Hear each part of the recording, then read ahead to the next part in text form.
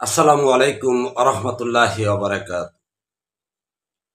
হেফাজত ইসলামের আদ্যপান্ত নিয়ে আজকের আলোচনা। সর্বপ্রথম যে হেফাজত ইসলাম এই কথাটার মানে হলো, হেফাজত শব্দের অর্থ হলো রক্ষণাবেক্ষণ, আর ইসলাম শব্দের অর্থ হলো শান্তি। তো শান্তির হেফাজত নামটা আসে।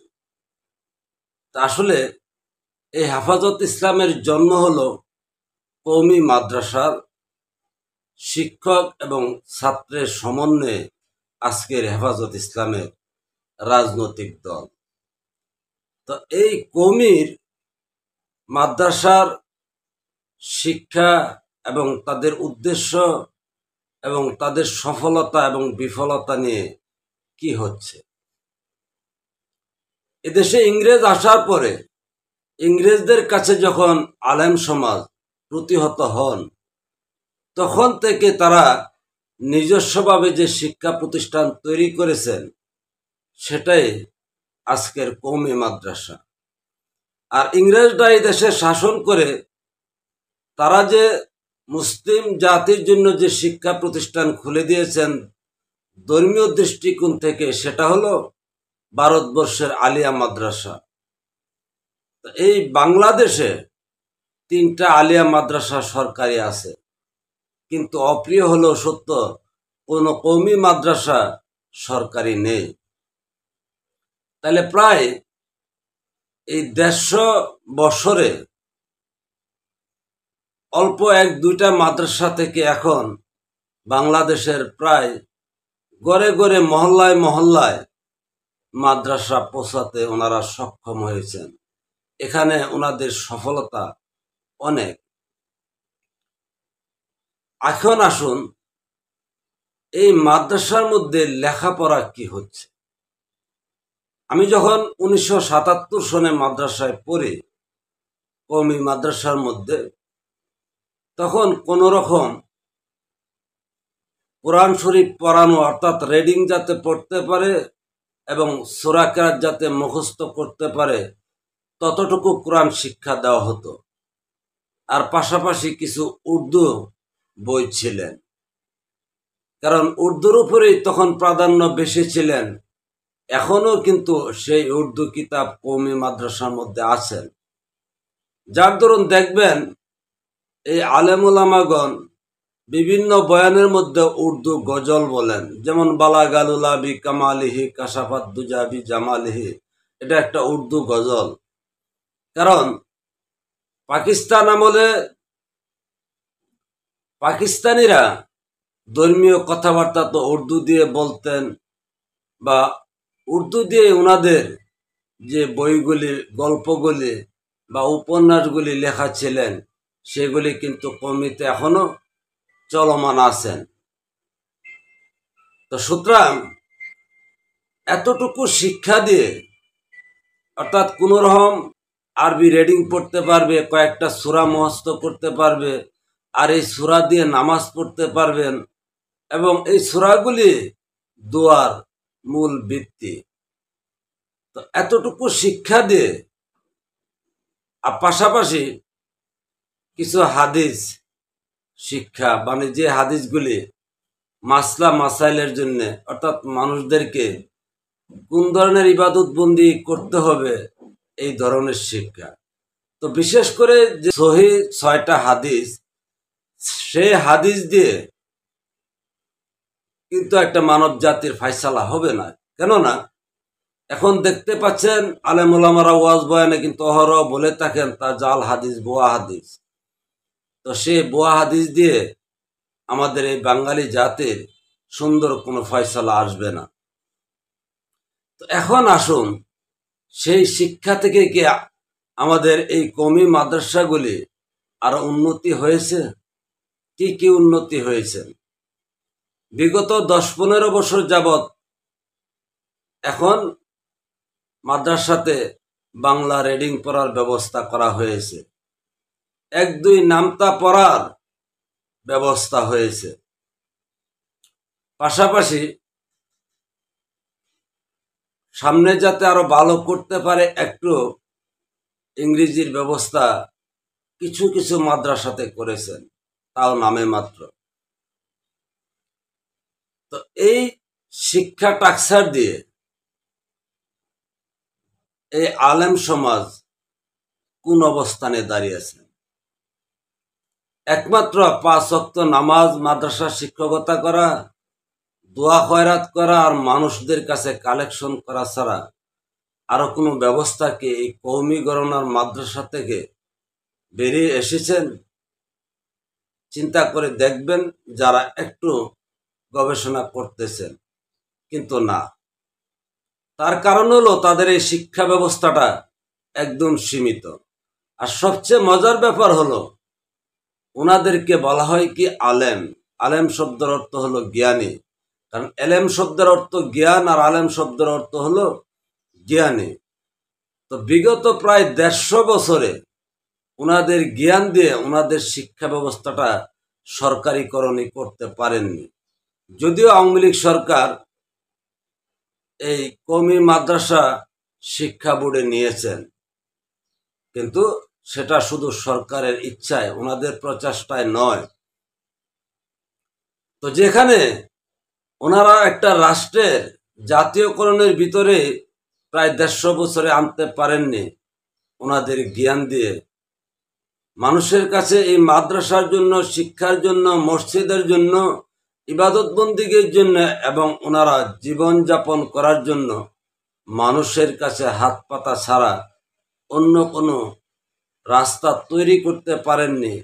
তারপরে কি করে বলেন যে ওনারা জ্ঞানী বা আলেম? যা হোক, তারপরে ওনারা টিকে আছেন, সেই জন্য সাধুবাদ জানায়। ব্যক্তিগতভাবে ওনাদের সাথে আমার কোনো মতবিরোধ নেই, বা ওনাদের বিপরীত আলোচনা করাও আমার আলোচনার মূল বিষয় নয়। তারপরে আসুন,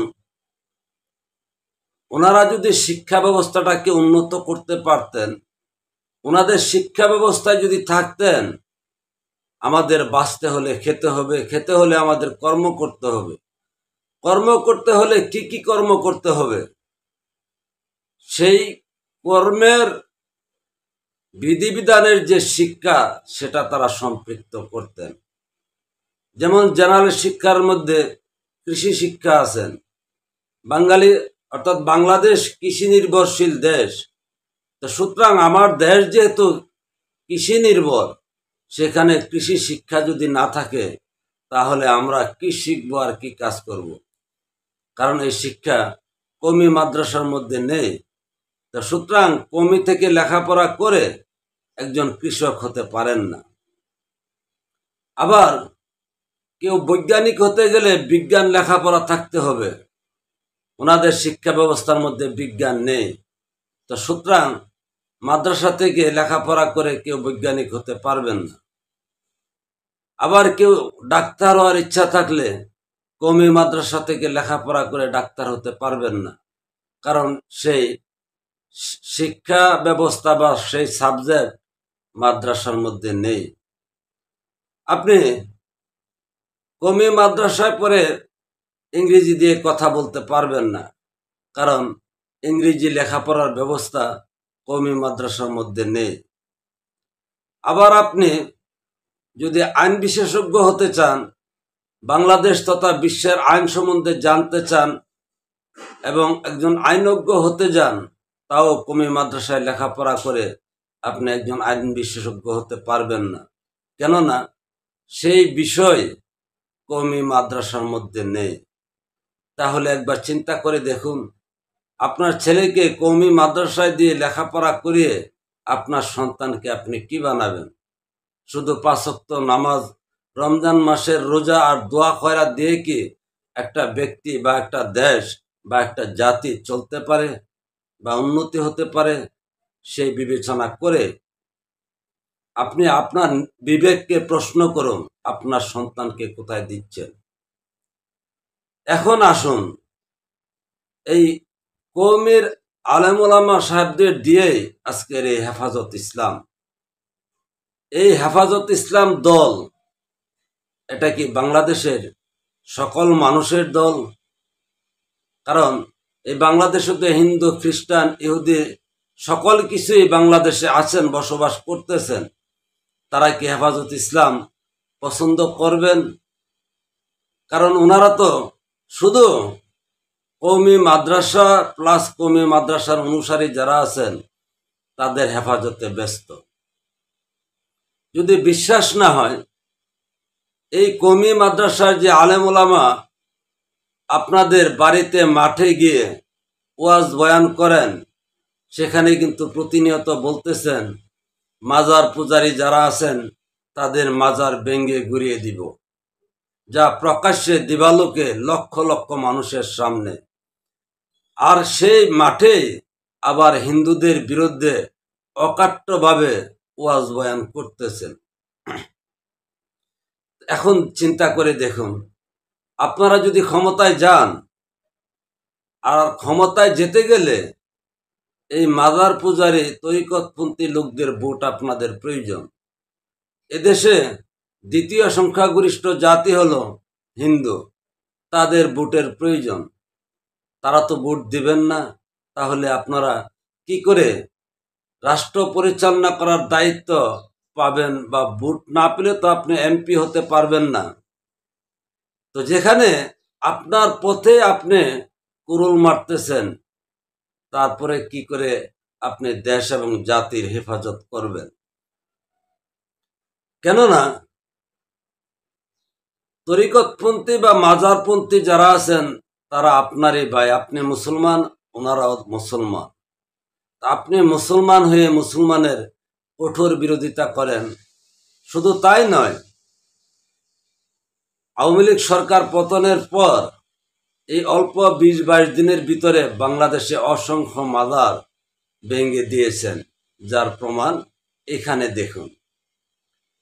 তো তেমনি ভাবে এই আপনারা দেশের ক্ষমতায় গেলে এই মাজার পূজারীদেরকে আপনারা অস্তিত্ব রাখবেন, তাদেরকে হেফাজত করবেন না তাদেরকে ভাঙচুর করে দেশ থেকে বিতাড়িত করবেন? এমনই ভাবে আপনাদের যে গঠনমূলক চিন্তা দেশ এবং জাতির জন্য, সেই চিন্তা থেকে আপনার এই গঠনমূলক চিন্তাকে হিন্দুরা কি ভালোবাসবেন? হিন্দুরা কি আপনাদের দলে সম্পৃক্ত হয়েছেন? আপনাদের দলের কোনো পদ পদবিতে কি হিন্দুরা আছেন? সেটা আপনারাই আশা করি উত্তর দিবেন। আবার এই যে তরিকত বা সফিবাদী লোক, তারা কি আপনাদের দলের গঠনতন্ত্রকে তারা ভালোবাসে এবং ভালোবেসে কি আপনাদের দলের কোনো পদ পদবিতে আছেন? সেটাও আপনাদের বিবেকের কাছে প্রশ্ন। আবার যদি চিন্তা করুন, আওয়ামী লীগ এবং বিএনপি যে দল আছেন, সেই দলের মধ্যে কিন্তু হিন্দুরা অনেক পদ পদবিতে আছেন, ওনারা এমপি হয়েছেন, মন্ত্রী হয়েছেন। তো সুতরাং আপনাদের দলে তো তারা ঢুকবেন কিনা, এই ঢোকার মতো কালচার বা গঠনমূলক, অর্থাৎ আপনাদের দলীয় গঠনে সেই বিধিবিধান আছে কিনা?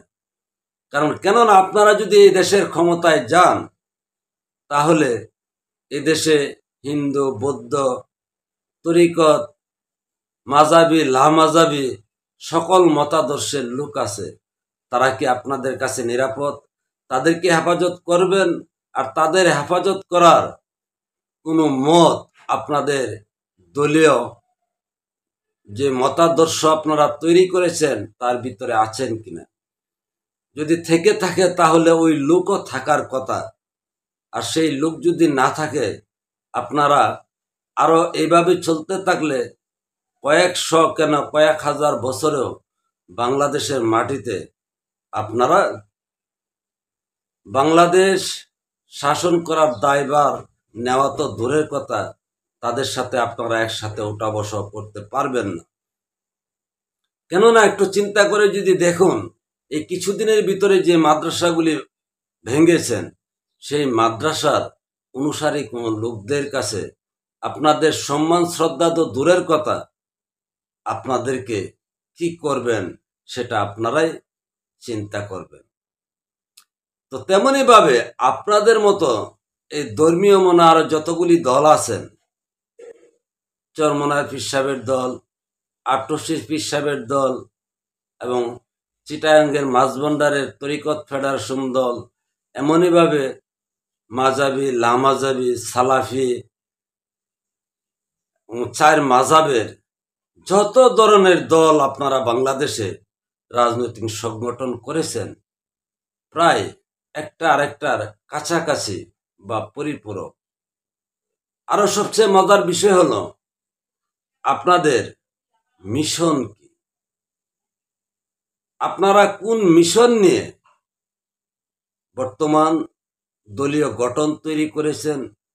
যে মিশনটা আপনারা যদি ক্ষমতা পান, আপনারা যদি সামাজিকভাবে প্রতিষ্ঠা লাভ করেন, তাহলে এই সমাজের মানুষকে কি দিবেন, এটাই আপনাদের একটা মিশন থাকার কথা বা হওয়ার কথা।